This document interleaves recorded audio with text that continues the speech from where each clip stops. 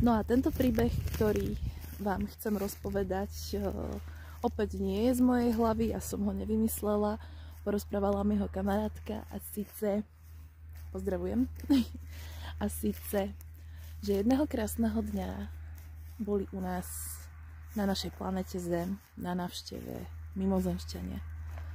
Mimozemšťania, ktorí sa k nám chystali veľmi dlho, pretože im niekto povedal a mali nás tak zapísaných ako najinteligentnejšie tvory v tomto vesmíre.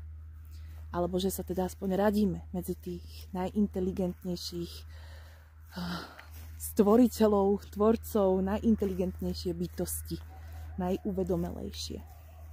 No a teda títo mimozemšťania prišli na našu planetu a my sme ich uvítali a všetko sme im tu začali ukazovať, čo všetko si vieme zariadiť, zabezpečiť, čo všetko sme sa ako ľudstvo naučili, aké školy sme si trebárs vytvorili, čo ja viem, ako žijeme, z toho žijeme, akú máme históriu, aké sme mali vojny, aké sme mali historické osobnosti, bla bla bla, aké máme technológie, ako si tu proste žijeme. A títo mimozemšťania boli z nás unesení, boli z nás úplne, že wow, že to je ako niečo neskutočné, vy si tu žijete teda naozaj luxusne, krásne, naozaj dobre ste to, až na pár ako výkyvov ste to, si myslím, že dobre zvládli tento svet a dobre si tu žijete, že klobúk dole. A títo ľudia tým mimozemšťanom zrazu povedia, že máme len jeden jediný problém, všetko dobré, všetko vieme vyriešiť, zatiaľ sme všetko ako tak vyriešili, či už horšie alebo lepšie, ale jeden problém máme, ktorý za toho Boha ho nevieme vyriešiť.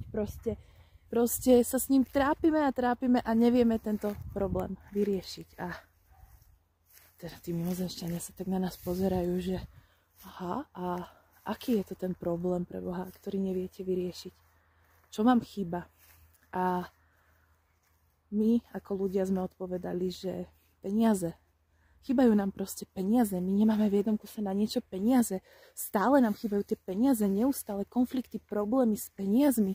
My nevieme, čo máme robiť. Stále nám tie peniaze ako si chýbajú a kvôli ním sa tu pomaly zabíjame. Proste peniaze, obrovský problém nášho ľudstva sú peniaze.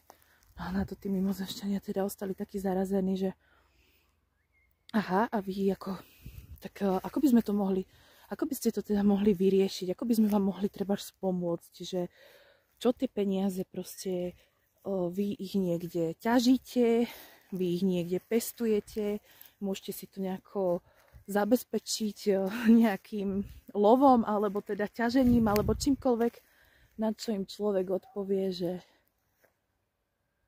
my si ich tlačíme. A títo mimozemšťania sa vrátili na svoju loď, na svoju planetu a vyškrtli nás spomedzi najinteligentnejších tvorov v tomto vesmíre.